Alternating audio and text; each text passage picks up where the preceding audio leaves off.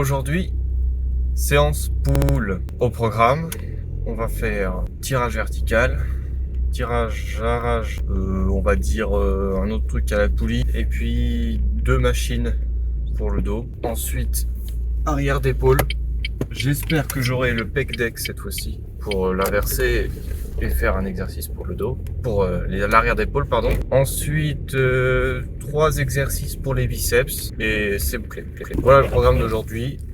Simple, efficace. On va essayer pour le dos de faire 2 exercices plutôt grand dorsal et 2 exercices plus axés sur les trapèzes. Et puis voilà, après on sera bon. Aujourd'hui, je suis assez matinal. Il est 7h du matin et je me suis levé à 5h45. Oh, je me suis trompé de route. J'avais du mal à partir, mais finalement, la fraîcheur du matin fait plutôt du bien. Ça me rappelle lorsque, à l'époque, je travaillais en job d'été et que je me levais très tôt le matin, donc vers environ 4h du matin, et j'allais travailler en vélo. Et l'odeur de la matinée me rappelle cette époque de ma vie. Cette odeur du matin, la fraîcheur, et la tranquillité du fait que tout le monde ne soit pas encore parti de chez eux pour travailler, bah j'aime bien. Et en plus il fait jour maintenant plutôt qu'avant, ce qui fait qu'on peut profiter de la lumière tout en profitant du calme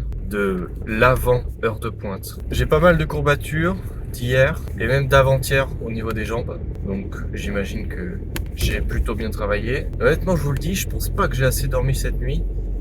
Donc peut-être que ça se négocie une petite sieste dans la journée ou en rentrant, ou peut-être au moins simplement se poser, s'allonger avant de commencer à travailler. Je pense que c'est quelque chose qui est envisageable parce que sinon, je pense qu'aujourd'hui je vais avoir une énergie un peu faible. Donc on va d'abord à la salle et ensuite on voit ce qu'on fait dans la journée.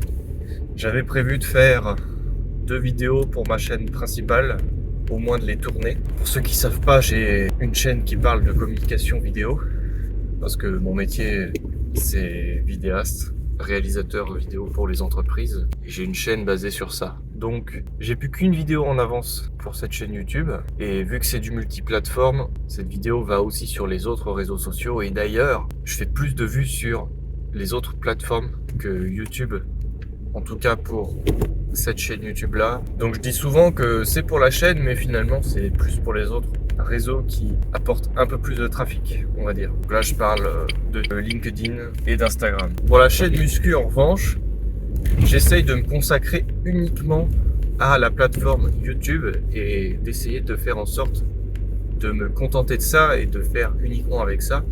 Je sais pas si à l'avenir j'aurai des pages sur les autres réseaux sociaux, mais j'ai envie quand même d'essayer aussi de me convaincre qu'il est possible de lancer une chaîne de zéro sur un sujet en particulier et de éventuellement la faire grandir avec YouTube.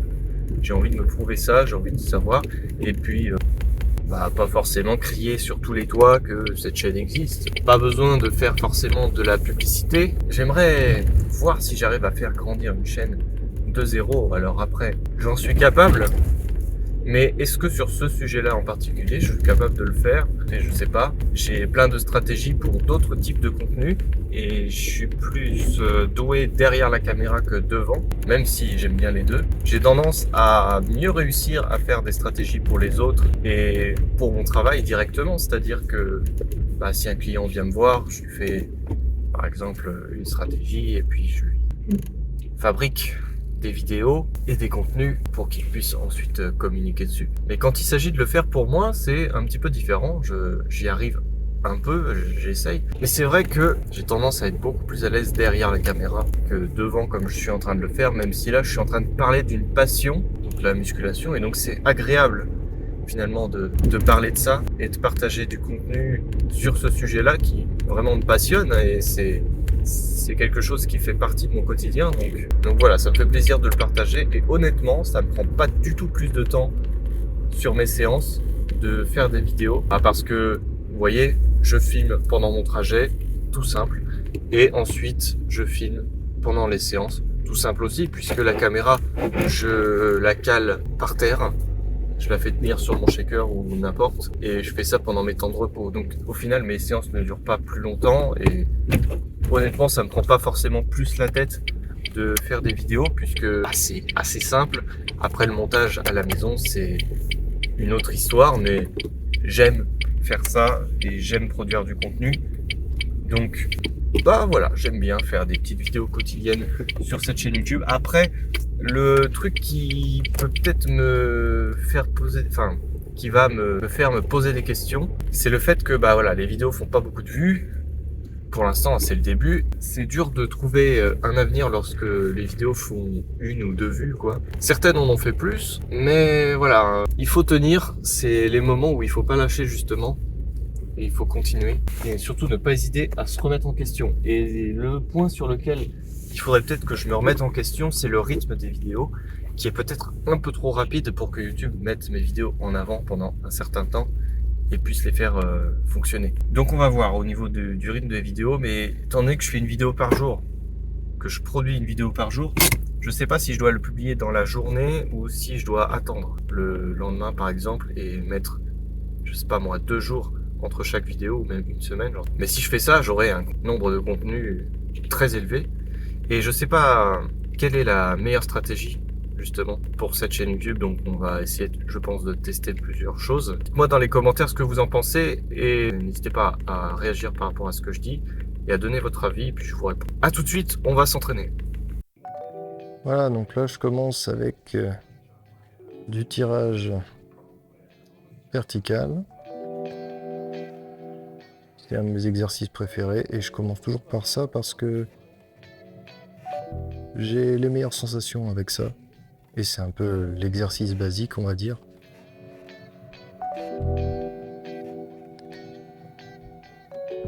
Et je fais pas énormément de répétitions, plutôt axé force. Et là, disons, j'ai pas du tout aimé cet exercice, mais j'en parlerai tout à l'heure.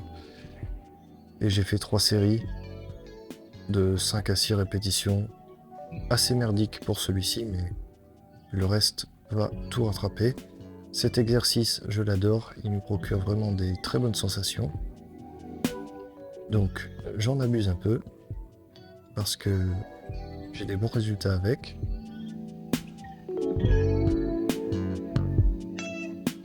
Moi j'ai dû faire à peu près 8 répétitions ou 10.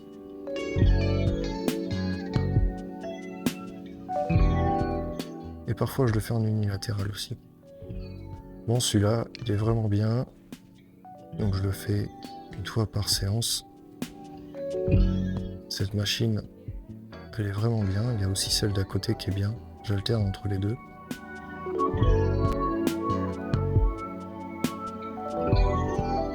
Et je fais pas mal de répétitions. Enfin pas mal, question de point de vue. Bonne performance. Ensuite, arrière d'épaule au pec deck, je l'ai enfin eu. La dernière fois, il était monopolisé. Et là, j'ai quand même réussi à l'avoir, donc c'est cool. Et pareil, j'ai fait 3 ou 4 séries.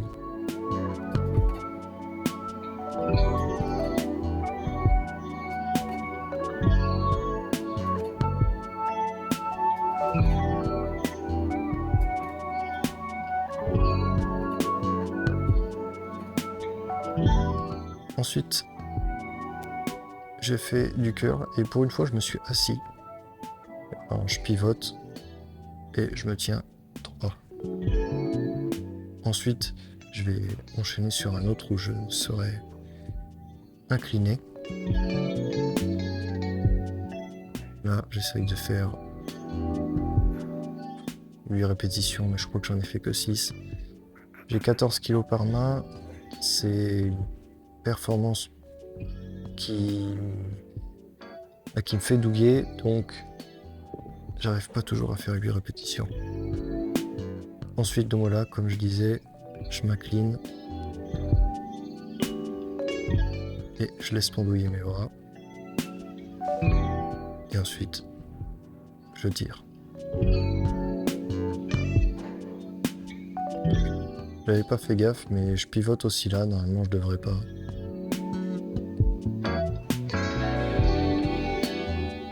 Enfin, je pense pas que ce soit nocif.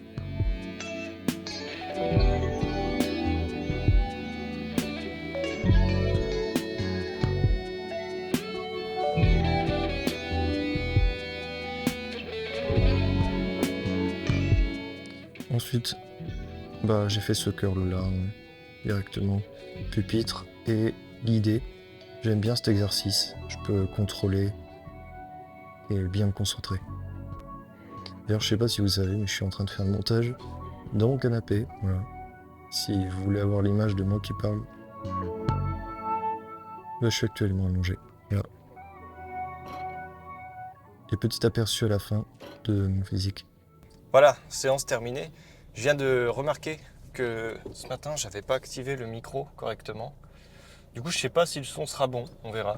Normalement, il n'y a pas de raison, on est dans une voiture et il n'y a pas forcément de bruit trop ambiant, enfin un petit peu quand même. Mais vu que c'est un espace fermé, ça devrait le faire. En tout cas, là, je l'ai bien activé. Dehors, il fait super beau. Ça fait du bien d'avoir un peu de vitamine D. Donc dans l'ensemble, la séance s'est bien passée, à part un exercice que je referai plus. C'est les tractions, prise neutre et un peu serrée. J'ai pas aimé et puis j'ai pas eu des bonnes sensations. Limite une douleur, à peine, mais vraiment pas satisfait de cet exercice, donc on va le bannir et on va prendre autre chose. Je voulais essayer un autre exercice que je faisais avant, mais finalement il ne me convient plus. Alors je vais rester à la poulie et au pire, si je veux faire des tractions, je les ferai avec une prise normale, prise large et en pronation.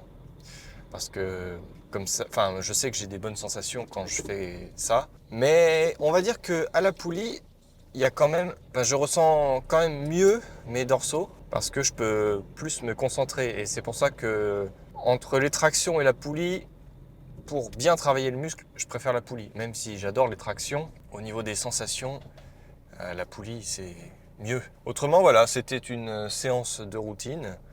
Le perf était correct. J'ai fait en sorte que la séance soit assez lourde et donc forcément souvent je faisais moins de répétitions, moins de 8.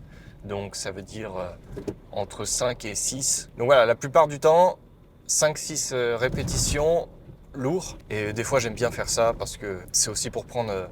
ça me fait aussi prendre un peu de force. Mais bon, si on fait 6 répétitions, ça va. Ça paraîtrait-il qu'il faut être entre 6 et 12. Bon, bah moi j'aime bien aller un petit peu dans les limites.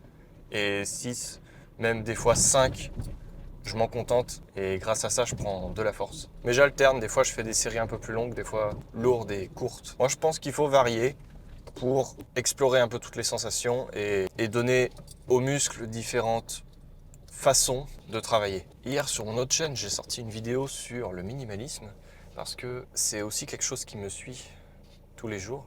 Surtout au niveau des vêtements. C'est pour ça que dans mes vidéos, vous allez toujours me voir avec soit un t-shirt blanc, soit ce t-shirt-là, ou alors un noir. Et au niveau des pulls, souvent j'ai un pull gris. Mais c'est pas toujours le même. C'est juste que j'en ai plusieurs. Et je pense qu'on a l'impression que je m'habille toujours avec les mêmes vêtements et que je les lave pas, mais c'est faux. C'est juste qu'en tant que minimaliste, j'ai une garde-robe assez réduite. Et souvent, j'ai des vêtements surtout qui sont simples et avec une couleur unie. Mais ça, donc, le rapport de ça avec le sport, parce qu'il y a quand même un rapport, c'est que ça évite la charge mentale le matin quand on s'habille et la charge mentale tout court. On n'a pas besoin de ça si on veut garder la discipline. Il faut éliminer tout le superflu qui sert à rien. Beaucoup d'entrepreneurs américains font ça et de plus en plus de monde se mettent à vivre de cette façon et je trouve que c'est un mode de vie sain qui évite au maximum les prises de tête.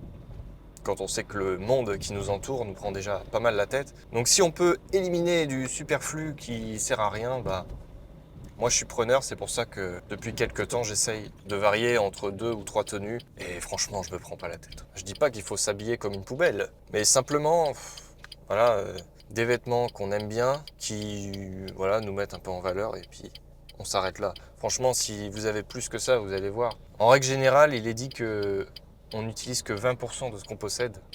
Et c'est vrai. Donc autant éliminer les 80% autres qui servent à rien. Voilà, si vous avez envie, vous pouvez vous abonner. Ici, on fait de la routine muscu. C'est dans le titre. Et puis, si vous voulez me soutenir, n'hésitez pas à mettre un petit pouce bleu avant de partir. Ça aidera la chaîne qui est toute neuve et qui ne demande qu'à être un peu plus visible. Donc voilà. Petit soutien gratuit, si ça vous tente. Mais je ne vais pas vous obliger à faire tout ça. Voilà, merci d'avoir visionné cette vidéo et à bientôt.